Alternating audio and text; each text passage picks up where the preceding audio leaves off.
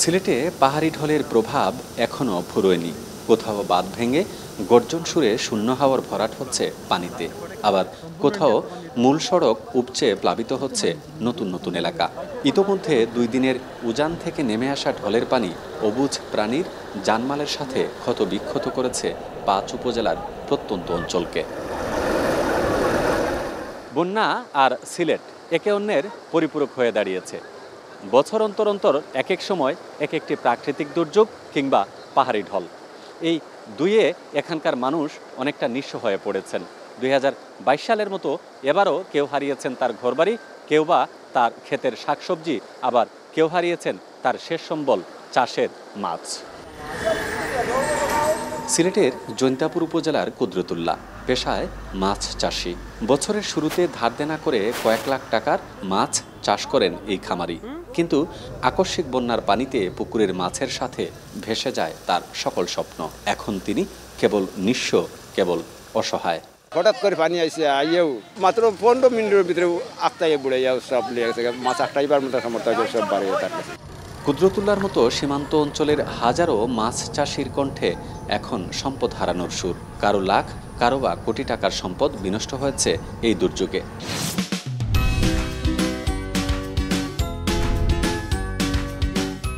সিলেট জেলা মৎস্য অফিস বলছে, 2 দিনে প্রায় 1.5 কোটি চাষের পোনা আর আনুমানিক 800 টনের মতো মাছ বন্যায় ভেসে গেছে, যার ক্ষয়ক্ষতি প্রায় 25 কোটি টাকার মতো।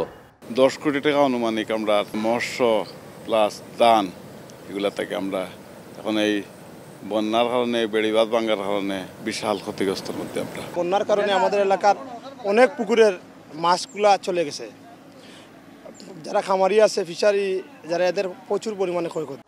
ঢলের ঘোলা জলে কেবল যে মৎস্য সম্পদই নষ্ট হয়েছে তাই নয়, বরং অনেকেই নিজের জমিনের চাষকৃত আউশ ধান, বীজ, নাগামরিচ, কাঁচামরিচ সহ হারিয়েছেন হাজার হাজার একর জমির শাকসবজি ও ফসল।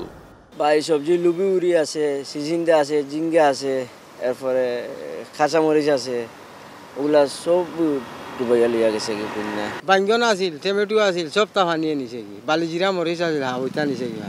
কৃষি সম্প্রসারণ অধিদপ্তর বলছে, এই অকাল বন্যায় 5600 হেক্টর জমির উৎপাদিত ফসল বিনষ্ট হয়েছে, যা থেকে উৎপাদিত পণ্যের মূল্য বিবেচনা করলে শুধু কৃষকদেরই ক্ষতি হয়েছে 400 কোটি টাকারও বেশি।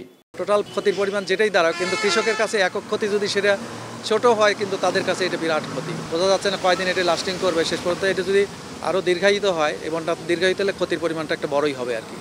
এদিকে জেলা প্রশাসক বলছেন, অবকাঠামোগত সহ সার্বিক ক্ষতি নিরূপণ করা না গেলেও বন্যা পরবর্তী পরিস্থিতি স্বাভাবিক করতে চেষ্টা চালিয়ে যাচ্ছেন তারা। জেলা পর্যায় থেকে যা যা করণীয় আমরা ঊর্ধ্বতন কর্তৃপক্ষের সাথে যোগাযোগ করছি, এবং আমাদের দুর্যোগ ত্রাণ মন্ত্রণালয় থেকে আমাদের শতভাগ নিশ্চয়তা দিয়েছে যা যা প্রয়োজন এই দুর্যোগ মোকাবেলার জন্য আমাদেরকে প্রদান করা হবে। পানি উন্নয়ন বোর্ড বলছে, নদ নদীর পানি বৃদ্ধির পরিমাণ কিছুটা কমেছে, তবে পাহাড়ি ঢল বন্ধ হলে বন্যা পরিস্থিতির আরও উন্নতি ঘটবে।